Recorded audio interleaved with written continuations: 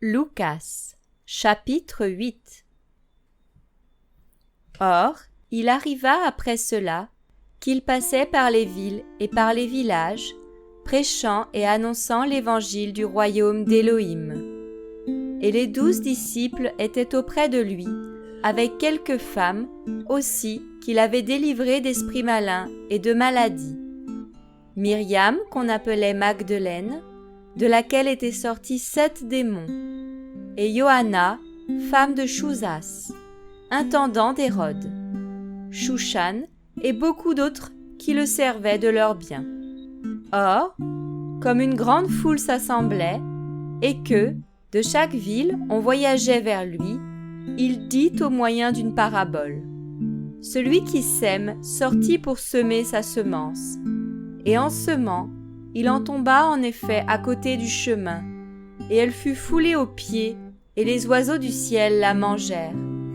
Et une autre tomba sur le rocher, et ayant poussé, elle sécha, parce qu'elle n'avait pas d'humidité. Et une autre tomba au milieu des épines, et les épines poussèrent avec elle et l'étouffèrent. Et une autre tomba dans la bonne terre, et, ayant poussé, elle produisit du fruit au centuple.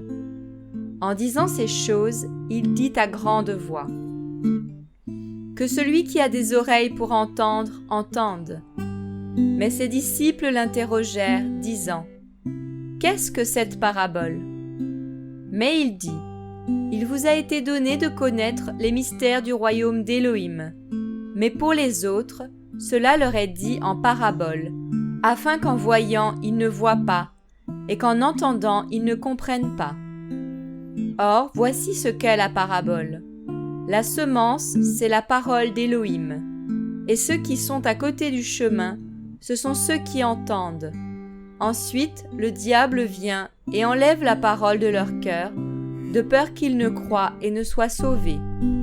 Et ceux qui sont sur le rocher, ce sont ceux qui, lorsqu'ils entendent la parole, la reçoivent avec joie, mais ils n'ont pas de racines. Ils croient pour un temps, mais au temps de l'épreuve, ils se retirent.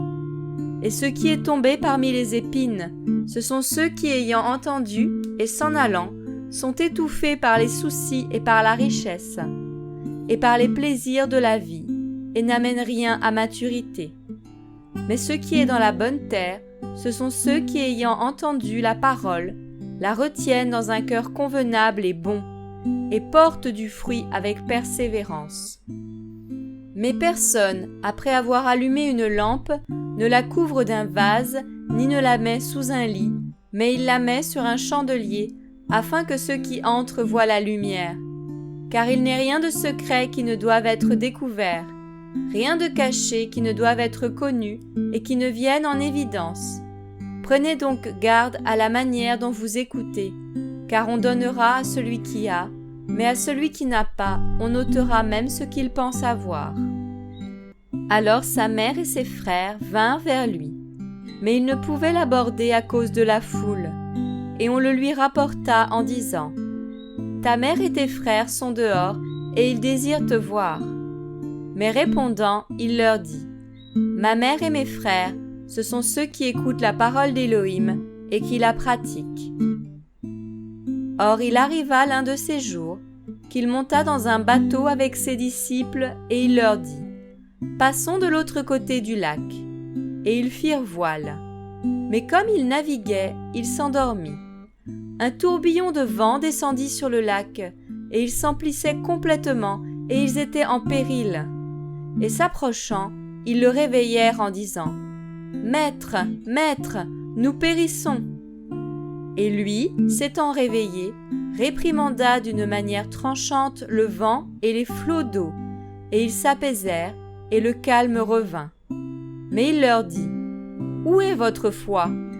Saisis de frayeur et d'étonnement, ils se dirent les uns aux autres : Qui est donc celui-ci qui commande même au vent et à l'eau, et ils lui obéissent ? Et ils abordèrent dans le pays des Gadaréniens, qui est vis-à-vis de la Galilée. Mais comme il sortait à terre, vint à sa rencontre un certain homme hors de la ville, qui avait des démons depuis longtemps. Il ne portait pas de vêtements, et ne demeurait pas dans une maison, mais dans les sépulcres. Voyant donc Yehoshua et poussant un cri, il se prosterna devant lui en disant à grande voix : « Qu'y a-t-il entre moi et toi, Yehoshua, fils d'Élohim Très-Haut ? Je te prie, ne me tourmente pas. » Car il commandait à l'esprit impur de sortir de cet homme. Car il s'était emparé de lui depuis longtemps, et on le gardait lié de chaînes et de fer. Mais, rompant les liens, il était entraîné par le démon dans les déserts.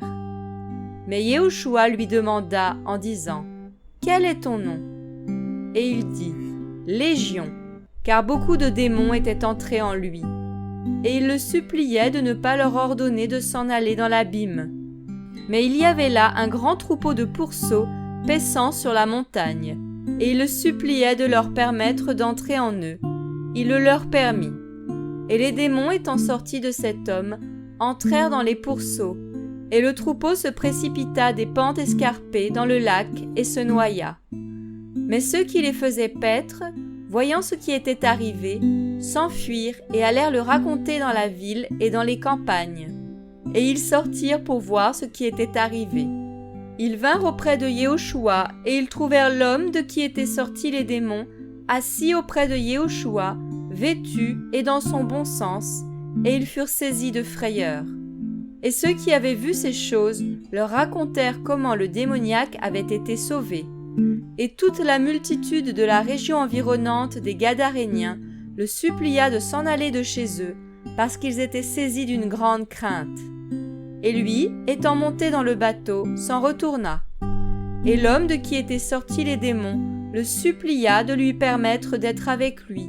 Mais Yehoshua le renvoya en disant : « Retourne dans ta maison et raconte quelle grande chose Élohim a faite pour toi. » Et il s'en alla, proclamant par toute la ville quelle grande chose Yehoshua avait faite pour lui. Or, il arriva, comme Yehoshua revenait, que la foule le reçut, car ils étaient tous à l'attendre. Et voici qu'arriva un homme du nom de Yaïr, qui était chef de la synagogue. Et, tombant aux pieds de Yehoshua, il le suppliait d'entrer dans sa maison, parce qu'il avait une fille unique, âgée d'environ 12 ans, qui se mourait. Mais comme il y allait, les foules l'étouffaient. Et une femme ayant une perte de sang depuis 12 ans, et qui, ayant dépensé tout son bien pour les médecins, n'avait pu être guérie par aucun, s'approchant par derrière, et toucha le bord de son vêtement. Immédiatement, la perte de sang s'arrêta. Et Yehoshua dit : « Qui m'a touché ?» Comme tous le niaient, Pétros et ceux qui étaient avec lui dirent : « Maître, la foule qui t'entoure te presse, et tu dis : Qui m'a touché ? Mais Yehoshua dit : Quelqu'un m'a touché, car je sais qu'une force est sortie de moi. Et la femme, voyant qu'elle n'était pas restée cachée, vint en tremblant et, se jetant à ses pieds, lui déclara devant tout le peuple pour quelle raison elle l'avait touché, et comment elle avait été guérie instantanément. Mais il lui dit : Prends courage, ma fille, ta foi t'a sauvée, va en paix. Et tandis qu'il parlait encore, quelqu'un vint de chez le chef de la synagogue et lui dit : « Ta fille est morte, n'importune pas le docteur. » Mais Yehoshua, ayant entendu cela, lui répondit en disant : « N'aie pas peur, crois seulement et elle sera sauvée. » Et étant arrivé à la maison, il ne permit à personne d'entrer, excepté Pétros, Yaakov et Yohanan, et le père et la mère de la fille. Or, tous pleuraient et se frappaient la poitrine de chagrin pour elle. Mais il leur dit : « Ne pleurez pas, elle n'est pas morte, mais elle dort. » Et ils le tournaient en dérision, sachant bien qu'elle était morte. Mais lui, les ayant tous mis dehors, et lui prenant la main, dit à grande voix : « Enfant, lève-toi !» Et son esprit revint, et elle se leva immédiatement. Et il ordonna qu'on lui donne à manger. Et les parents de la fille furent dans l'étonnement, et il leur ordonna de ne dire à personne ce qui était arrivé.